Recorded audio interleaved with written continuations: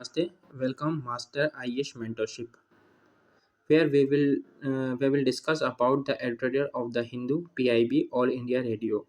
There are some most important articles from the Hindu and PIB as well as All India Radio. And first article is LGBTQT. LGBT क्या होती है?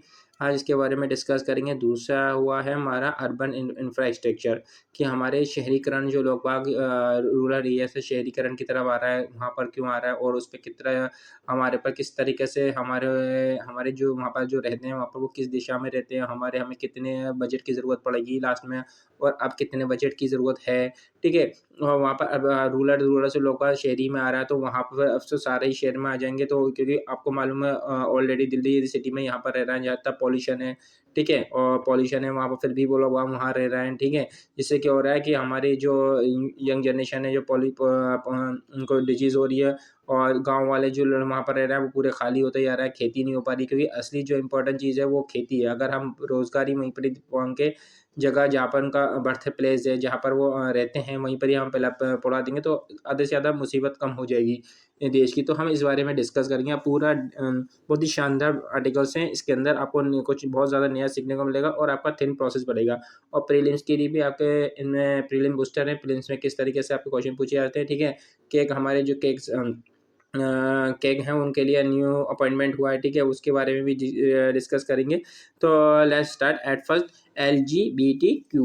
ठीक है, LGBTQ होता है lesbian, gay, bisexual, transgender, Q and others. ठीक है, ये सब होता है। लेस्बियन किसे बोलते हैं? जो फीमेल फीमेल आपस में एक दूसरे से सेक्स करती हैं, उनके बोलते हैं गे। जो मेल और मेल दूसरों से करते हैं सेक्स, उनको गे बोलते हैं। और बाइसेक्सुअल जिनको कोई फ़र्क नहीं पड़ता, जो लड़का है या लड़की है, दोनों से करते हैं। ठीक है, ट्रांसजेंडर आप जानते होंगे।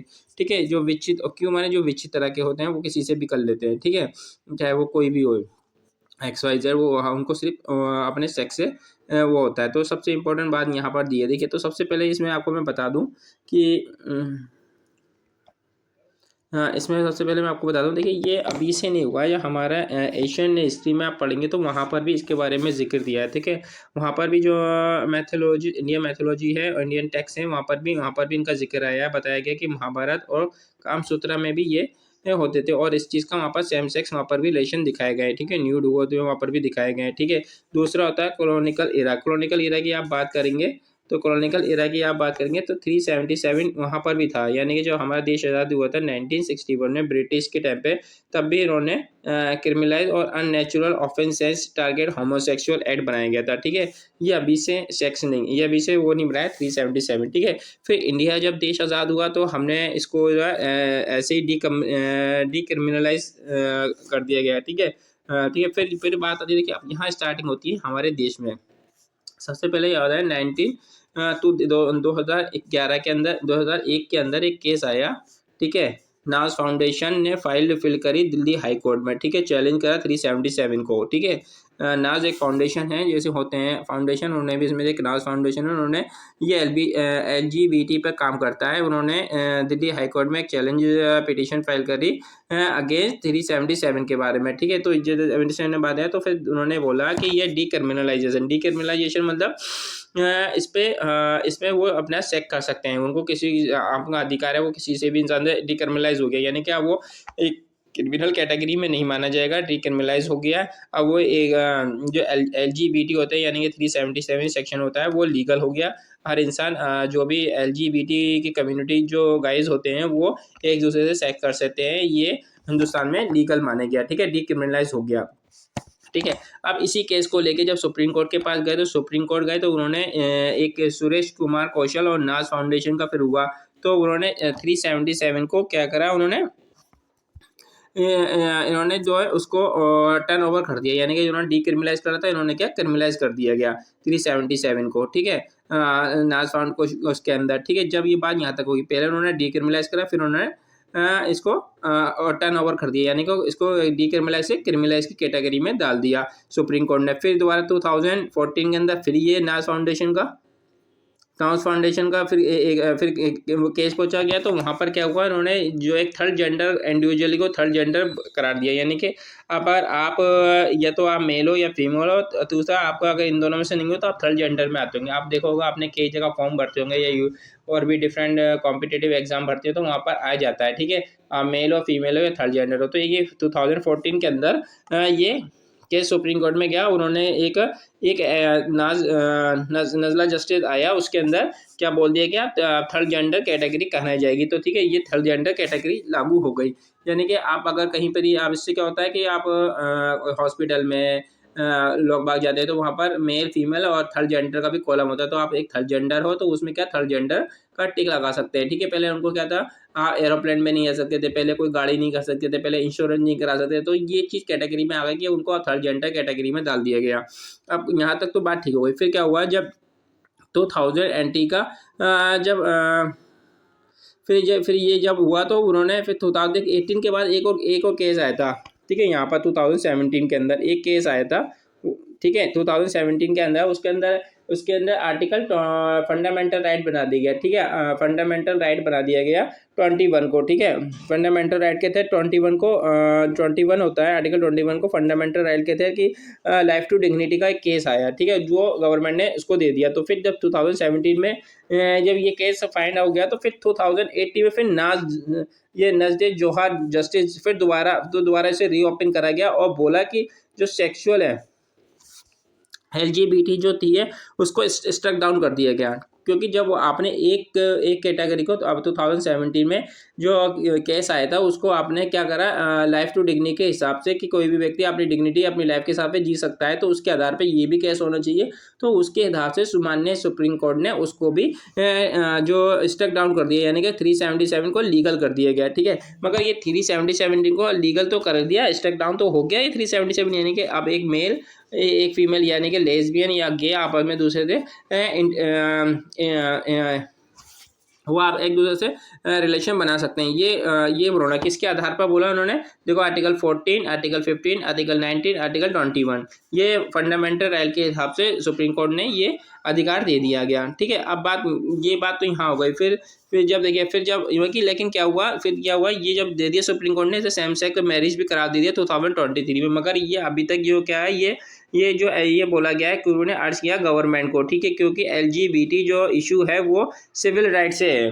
सिविल राइट यानी कि हमारे देश के हमारे सेल के ये सुप्रीम कोर्ट ने दिया, और सुप्रीम कोर्ट ने ये बोल दिया कि ठीक है अब ये हम इसको करार देते हैं, लेकिन जो इसका राइट जो अधिकार होगा वो गवर्नमेंट के पास चला गया। गवर्नमेंट क्या करेगी, अब इस गवर्नमेंट को ये राइट ये बोला गया, अर्ज क्या बोला कि कोर्ट ने ये अर्ज बोला गवर्नमेंट से कि इस एड्रेस को, इस इशू को आप सॉल्व करें, क्योंकि ये जो है सिविल राइट के अगेंस्ट है। सिविल राइट के अगेंस्ट मतलब कि आप ये हमारे देश में आपको मालूम होगा कि अब हम जिस धरती में रहते हैं वहाँ पर हर इंसान अपने देश में अपनी धरती में मतलब एक वहाँ पर देखो श्री कृष्ण भी पैदा हुए हैं, ठीक है, श्री राम भी पैदा हुए हैं, तो ये डिफरेंट लॉर्ड्स हमारे यहाँ पैदा हुए हैं, ठीक है। हमारी गंगा जमुना भी तहजीब फैलाई जाती है, तो यहाँ पर इस देश में जो है इतने बड़े बड़े लोग, इतने महान लोग पैदा हुए हैं, तो ठीक है। वहाँ पर क्या होता है, अगर ये लेस्बियन वाला ये चक्कर हो जाएगा तो क्या हुआ, इसका जो स्ट्रक्चर है, इस देश का स्ट्रक्चर है वो क्या हुआ, ताना वाना खत्म हो जाएगा, ठीक है, ताना वाना बिखर जाएगा, ठीक है। तो फीमेल से मोहब्बत करने लगेगी,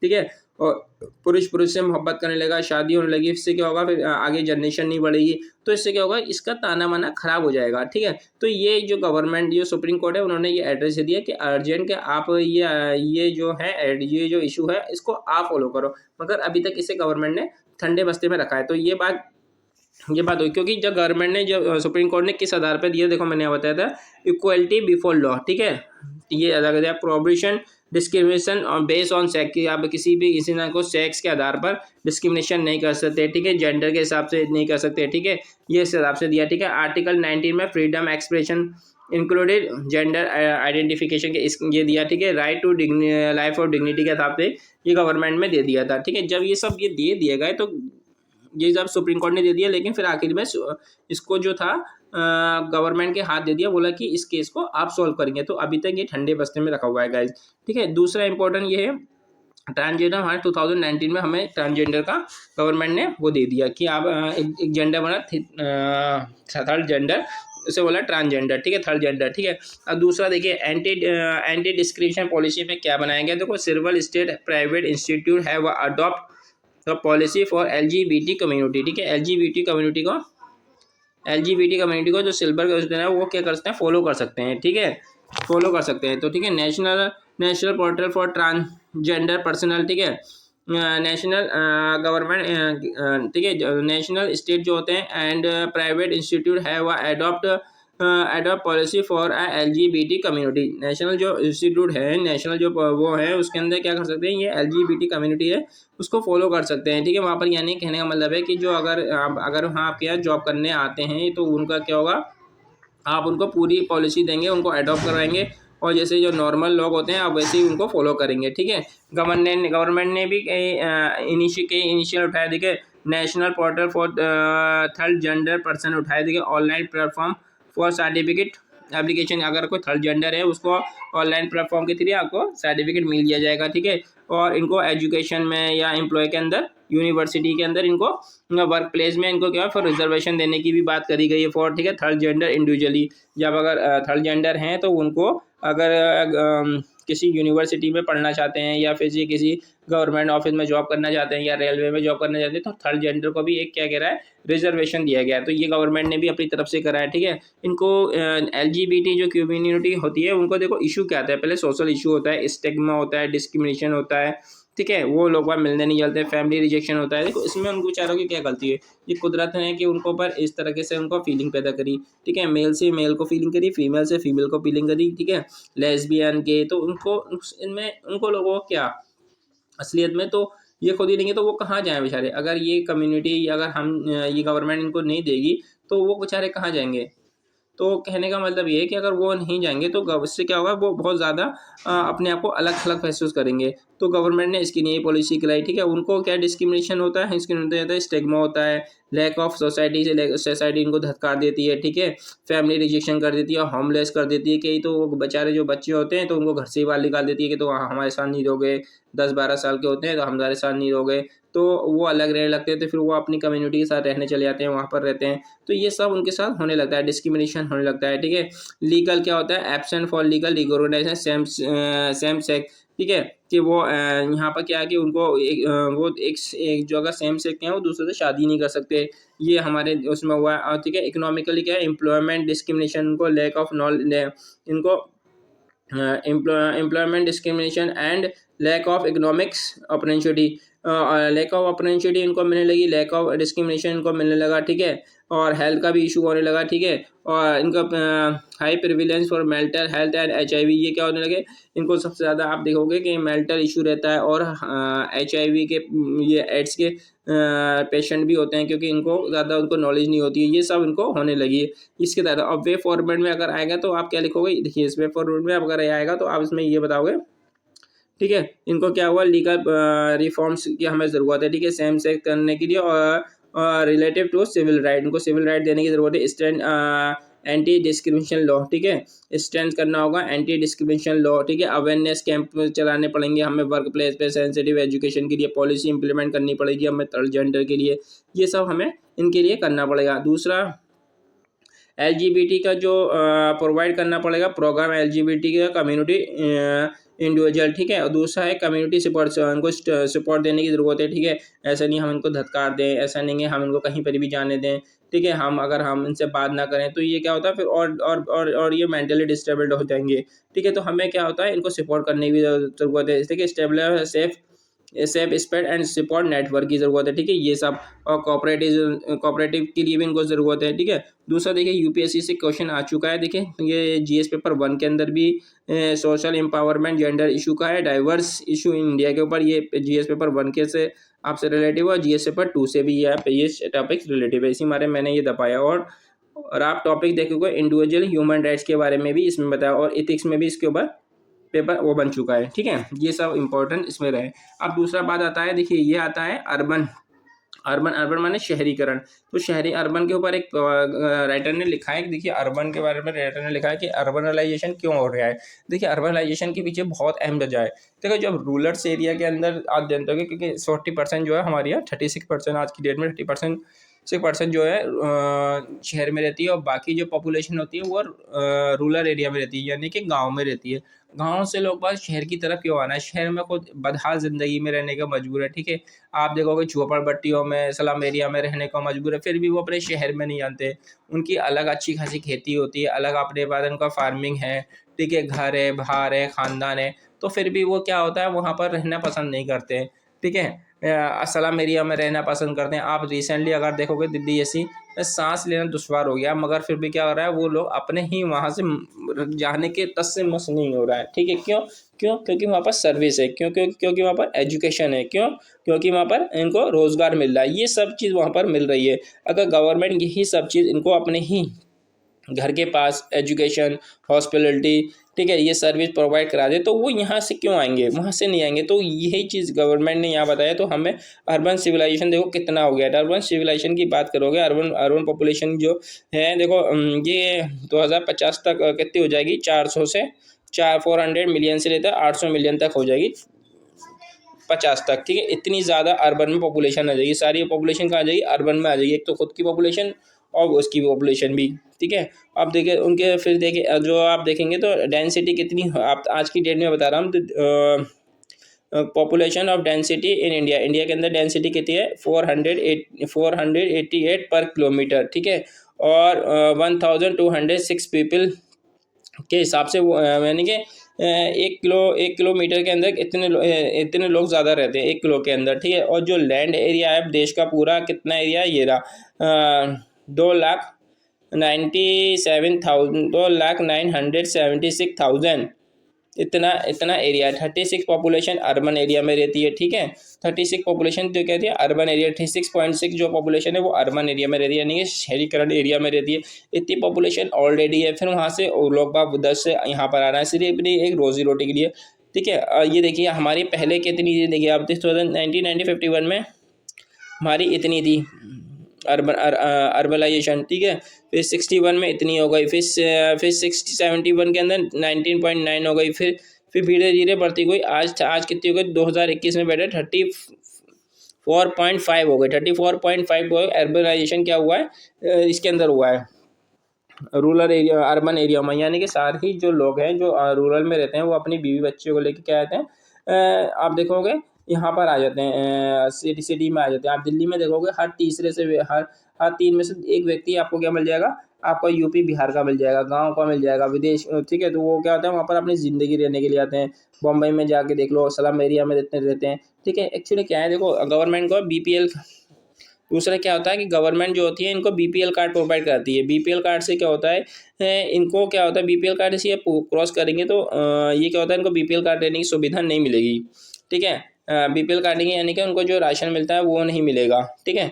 तो इससे क्या, वो इसी मारे अपनी नीचे ही कैटेगरी में रहना पसंद करते हैं। इससे क्या होगा, इनको फैसिलिटी मिल जाएगी। अगर गवर्नमेंट कुछ ऐसा ही काम कर दे, इनको अगर सपोर्ट करने लगे, इनको अपने ही एरिया में देने लगे अनाज और अपने ही में फैसिलिटी देने लगे, अपने ही जहाँ ये रहते हैं रूरल एरिया में हॉस्पिटल बनाने लगे, वहाँ पर रोज़गार देने लगे, वहाँ पर इंडस्ट्री बनाने लगे, ठीक है? तो इससे क्या होगा, उनकी उनकी रोजी रोटी चलेगी, उनका ज़िंदगी का अच्छा करेगा। कोई भी नहीं चाहता है कि अपनी सिटी से होकर दूसरी सिटी में जाऊँ, क्योंकि वो सुकून जहाँ मिलता है, जहाँ वो पैदा हुआ, जहाँ वो रहता है, तो वो वहीं पर ही रहना पसंद करता है। एक मजबूरी के हिसाब से वो आना पसंद करता है, ठीक है?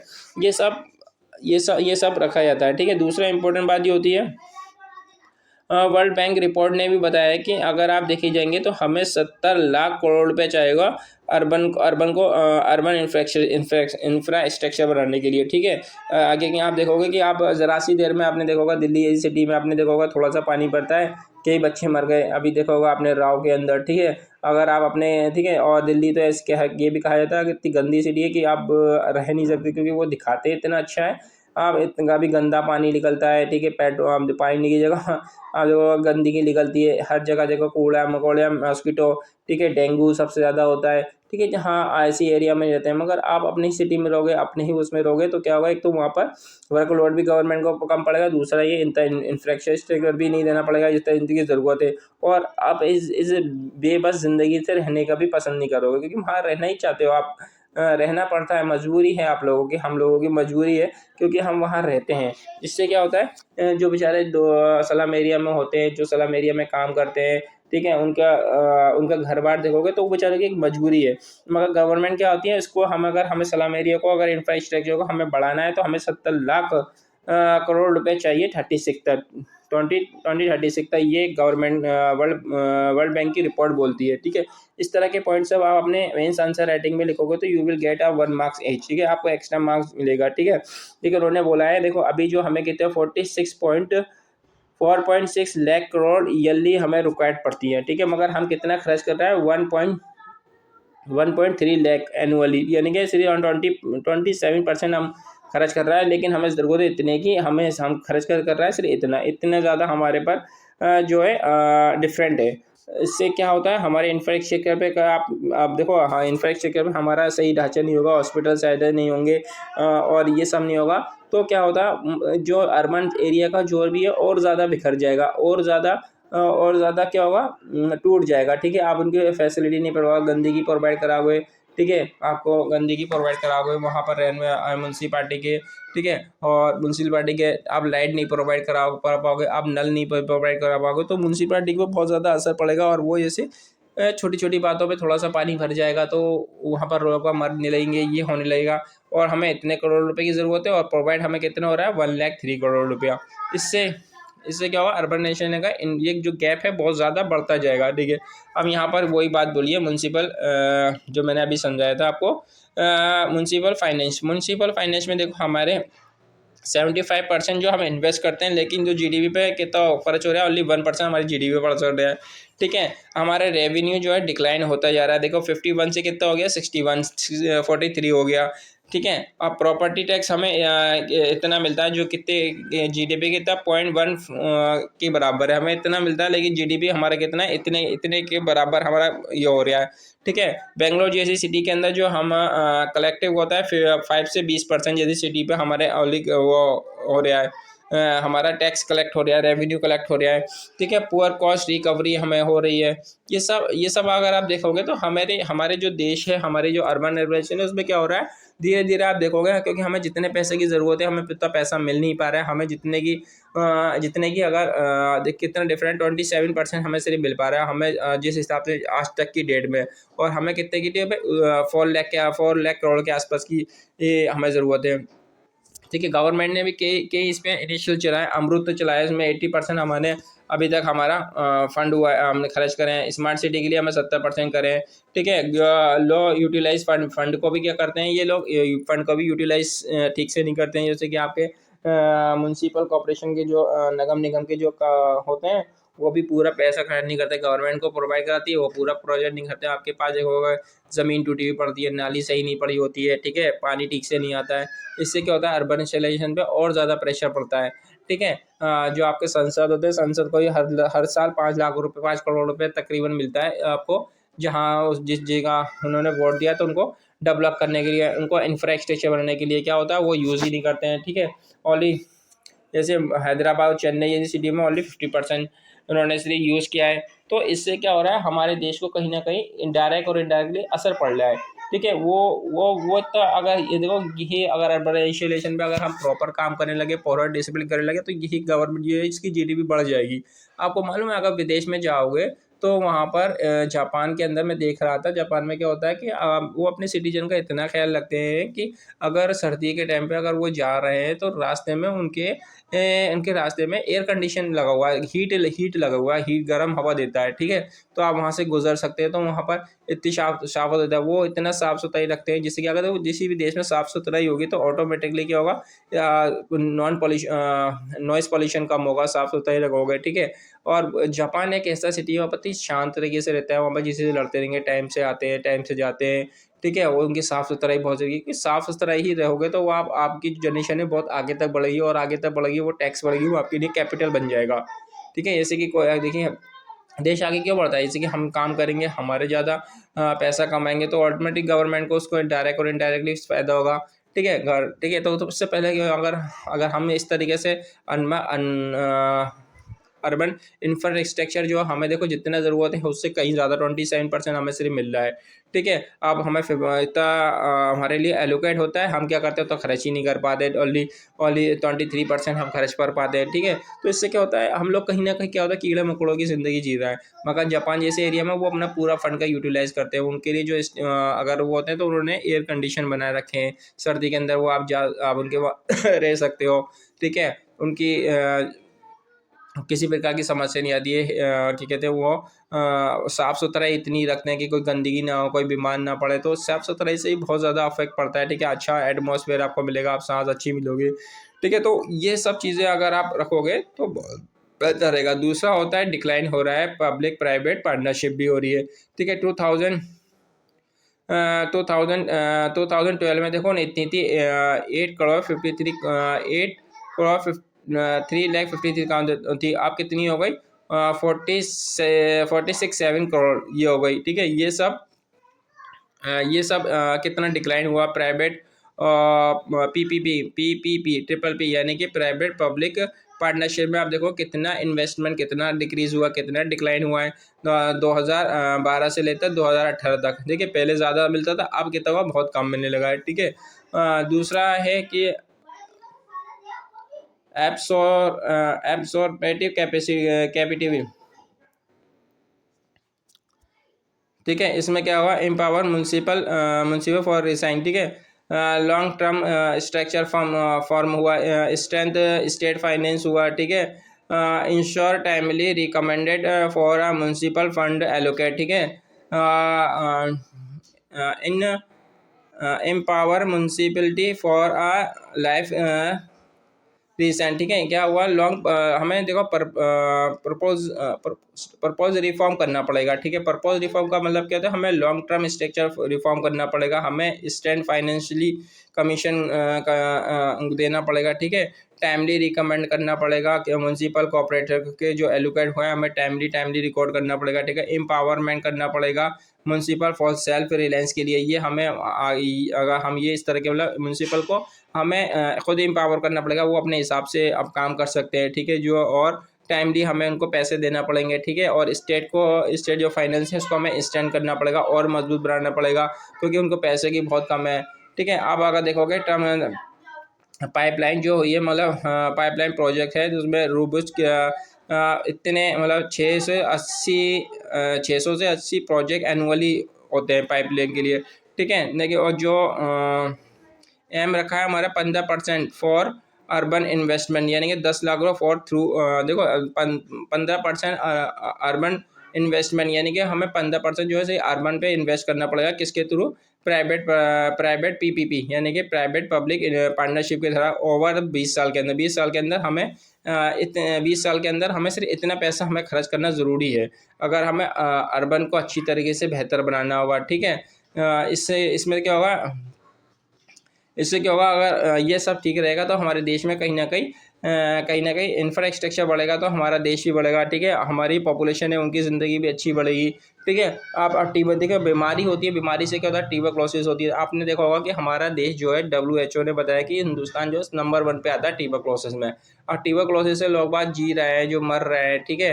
अपने हद से ज़्यादा तो अपनी मेडिसिन के पैसा अपनी मेडिसिन पे बर्बाद कर रहे हैं। अब ये आप देखोगे पॉल्यूशन हो रहा है, तो ये पॉल्यूशन से क्या हो रहा है, इससे ज़्यादा हद से ज़्यादा प्रेशर जो है सिर्फ मेडिसिन पे ही आ रहा है, मेडिसिन पे आ रहा है, और मेडिसिन से जा रहा है। फिर कुछ लोग जो ज़्यादा जीते हैं वो मर रहे हैं, ठीक है, उनके डिक्लाइन हो रही है। तो इससे क्या होता है हमारे देश में भी कहीं ना कहीं इंफ्रास्ट्रक्चर भी बहुत ज़्यादा ख़राब हो रहा है असर। तो ये सब चीज़ें हमारे देश में हो रही हैं, ठीक है। अब देखो हमें अगर ये सब चीज़ें ठीक हो जाएंगी तो हमारे क्या होगा इम्प्रूव रेवेन्यू कलेक्शन होना चाहिए, इंक्रीज़ हो जाएगा प्रॉपर्टी टैक्स के लिए, रिड्यूस हो जाएगा charge for service, improve cost recovery. ये सब क्या होगा हमें की रिकमेंडेड हो जाएंगे हमारे लिए, मतलब अगर ये सब अच्छा होगा तो हमारे देश में हमारे देश में जो भी काम हो रहा है, कहने का मतलब है ये सब जो बेहतर हो जाएगा। हमें अगर ये देखो जो पॉल्यूशन अच्छा हो जाएगा तो लाइफ अच्छी हो जाएगी, लाइफ अच्छी हो जाएगी तो लोग बाग फिर टैक्स भी देने लगेंगे, फिर वाटर टैक्स भी देने लगेंगे, फिर बिल्डिंग टैक्स भी देने लगेंगे, तो इससे क्या होगा इंफ्रास्ट्रक्चर भी बेहतर होने लगेगा, ठीक है। पीपीपी कोलैबोरेशन के लिए भी हमें ज़रूरत है, वहाँ पर भी इनको अच्छी तरीके से काम करना है, बेटर फंडिंग देना चाहिए उन लोगों को जो ये काम कर सके। ठीक है। और दूसरा है integrated urban development. Integrated urban development में भी हमें अलाइन करना पड़ेगा अर्बन ट्रांसपोर्ट के साथ। ठीक है। बॉर्डर जो है बॉर्डर सिटी प्लानिंग करना पड़ेगा सस्टेनेबल डेवलपमेंट ग्रोथ के साथ। यानी कि कहने का मतलब ये है कि हमारे देश में हमें सस्टेनेबल डेवलपमेंट का मद्देनज़र रखते हुए हमें अपने सिटी को की प्लानिंग करनी पड़ेगी। ठीक है। गवर्नमेंट देखो, और कुछ रिपोर्ट से आई है, जैसे कि वर्ल्ड बैंक की रिपोर्ट आई है। ठीक है। उसमें बोला है कि हमें 70 लाख करोड़ चाहिए 2036 तक। ठीक है। जो हमारे यहाँ एनुअली इतना चाहिए 1.3। ठीक है। जो सिर्फ और जो हमें सिर्फ मिल के तरह 27%, जो मैंने आपको अभी बताया था, ये सब हमें हमें मिला है। और देखो दूसरी रिपोर्ट जो बोलती है, इसमें बोला है कि 1500 मिली अर्बन जो चाहिए, जो हमें सिर्फ इतनी मिलती है। ठीक है। फाइनेंशियली जो हमें इतनी चाहिए। यहाँ देखो, ये हमें ये जो एक रिपोर्ट है माइकिंसी ग्लोबल इंस्टीट्यूट रिपोर्ट ने भी बोला इंडिया अर्बन वॉकिंग। ठीक है। इंडिया जो अर्बनाइजेशन है उसको अगर हमें अच्छा रखना है तो हमें इतने पैसों की ज़रूरत है। फिफ्थ फाइनेंस कमिश्नर ने भी बताया कि किस 2026 में हमें कितना एलोकेट करना होगा, मतलब 4.6 लाख करोड़ रुपए हमें एलोकेट करना पड़ेगा फॉर अर्बन गवर्नमेंट्स को। ठीक है। वहाँ का जो सिटी में जो गवर्नमेंट्स है उनको इतना पैसा देना पड़ेगा। ठीक है। ये चीज़ यहाँ पर भी सुप्रीम कोर्ट ने मतलब उन्होंने बताई है। फिफ्थ फाइनेंस कमिश्नर ने भी ये बात अपनी उसमें जिक्र किया। देखिए, अब दूसरा बात आती है। देखिए, हमारे ये प्रीलिम बूस्टर है। प्रीलिम बूस्टर में ये प्रीलिम बूस्टर है। प्रीलिम बूस्टर में हमारे यहाँ जो हैं ये संजय मूर्ति अपॉइंटमेंट हुए हैं एजी। ठीक है। एजी कंप्यूटर एडिटिक जर्नल ऑफ इंडिया। ठीक है। ठीक है। एजी हमारे जो अपॉइंटमेंट हुए हैं यहाँ पर। ठीक है। संजय मूर्तिधरन। ठीक है। ये बने हैं नए हमारे। किनको हटा के एक जो सर है उनको, इनका नाम है गिरीश चंद्रा मुर्मू।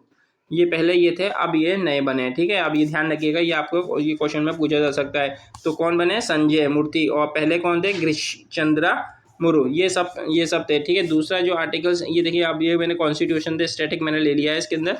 देखो आर्टिकल इसमें कितने हैं। आर्टिकल 148 तो क्या इस्टेब्लिश कर गया है कैग का। ठीक है। उसके अंदर और आर्टिकल 149 में क्या है, उनकी ड्यूटी के बारे और पावर के बारे में डिस्क्राइब किया है आर्टिकल 149 में। आर्टिकल 150 में prescript format account of the union and state as a recommend by the CAG. ठीक है। Recommended by the CAG. Article 151 में क्या है कि जो कैग जो रिपोर्ट करेगा वो सबमिट करेगा प्रेसिडेंट को करेगा। ठीक है। और यहाँ पर क्या बताया, प्रिस्क्रिप्ट क्या है, format for the account of union and state as a recommend by a CAG. यानी कि कहने का मतलब ये है कि जो कैग है, माने जो कैग जो अपनी जो भी रिकमेंड करेगा, या तो वो यूनियन को करेगा या फिर वो स्टेट को करेगा। ठीक है। और या फिर यहाँ पर क्या करेगा, या तो आर्टिकल 51 में बताया कि वो जो भी अपनी रिपोर्ट सबमिट करेगा या तो प्रेसिडेंट को या फिर गवर्नर को। ठीक है। पार्लियामेंट से पहले या फिर स्टेट लेजिस्लेचर पहले। ठीक है। ये जो कैग जो बना गया था हमारा 1970 एक्ट है, उसके अधीन ये बना है। ठीक है। ये कॉन्स्टिट्यूशन बॉडी है। ठीक है। तो 1971 के अधीन है। ठीक है। दूसरा ये कि एक और हमारे यहाँ जो है अब कोई बहाना नहीं, जो एक मिनिस्ट्री है उन्होंने ये लॉन्च किया है। इसमें क्या है, वुमेन एम्पावर के बारे में रखा गया है। ठीक है। वुमेन एम्पावर, वुमेन को शक्तिकरण करने के बारे में। तो कौन सी मिनिस्ट्री याद रखोगे आप? Union ministry for women and child development. ठीक है। Women child development. तो अन्नपूर्णा देवी मैडम है, उन्होंने ये लॉन्च किया है, अब कोई बहाना नहीं। ठीक है। नई दिल्ली कैंप में आज, यानी कि 25 दिसंबर, यानी कि आज ही लॉन्च किया है। ये किसके साथ उन्होंने किया है? Ministry of rural development and union women के साथ उन्होंने ये लॉन्च किया है। ठीक है। इसके अंदर ये आप ध्यान रखेंगे तो आप कोई बहाना नहीं है किसने किया है। पहले तो आप देखिए ministry union ministry for women and child development Annapurna Devi ने ये बात बोली है पूरी, ठीक है। दूसरा जो फिर एलजीबीटी के बारे में ये आ गया, ठीक है। ये मैंने हिंदी में दिया गाइस, आप इसको पढ़ सकते हैं। जो भी आपको परेशानी होगा, जो भी आपको नहीं समझ में आ रहा है गाइस, तो आप नीचे कमेंट्स में बता सकते हैं, या आपकी कोई भी जिज्ञासा हो, जो भी कह रहे हो, definitely I will reply next video, ठीक है गाइस। और सबसे इंपॉर्टेंट भाई, पूरा टाइम लग जाता है गाइस, पूरी मेहनत लगती है गाइस। प्लीज़ आप इसे शेयर ज़रूर करें, बहुत मेहनत लगती है गाइस। प्लीज़ अगर आपको समझ में नहीं आ रहा है, कोई भी अगर जिज्ञासा है, तो आप मेरे से पूछ सकते हैं। अदरवाइज प्लीज़ शेयर जरूर करें, जिससे भी कोई दूसरे बच्चे जो इतनी बड़ी बड़ी फीस देते हैं, इतनी मोटी मोटी फीस देते हैं, ठीक है, उनका भी कोई भला हो जाए, उनका भी कोई अच्छा लगे। तो गाइस प्लीज़ इसको शेयर ज़रूर करें, जिससे कि किसी का भी भला हो सके, ठीक है। अगर आप किसी को भला कर सकते हैं, तो गाइस अगर आप देखिए, एजुकेशन ऐसी चीज़ है, आप दूसरों को बताएंगे, दूसरों को समझाएंगे, तो आपको आपका भी बढ़ेगा, आपका भी हिस्सा बढ़ेगा। आप किसी से ठीक है, ईश्वर आपका भी पुण्य में देगा, ठीक है। तो एजुकेशन आप जितनी भी आप दूसरों को पढ़ाओगे, ऐसे ही पढ़ाओ, जब भी हमारा देश आगे बढ़ेगा, जितने ही हमारा देश उन्नति करेगा, ठीक है। तो मेरे कहने का मतलब है, आप जितना इसे शेयर कर सके, प्लीज़ उतना से ज़्यादा शेयर करें और दूसरों तक ये पहुँचाएं कि मास्टर आईएएस मेंटरशिप, ठीक है। और आपको जो भी समझ में नहीं आते गाइस, एक बार पूछ लीजिए। Okay guys, thank you so much.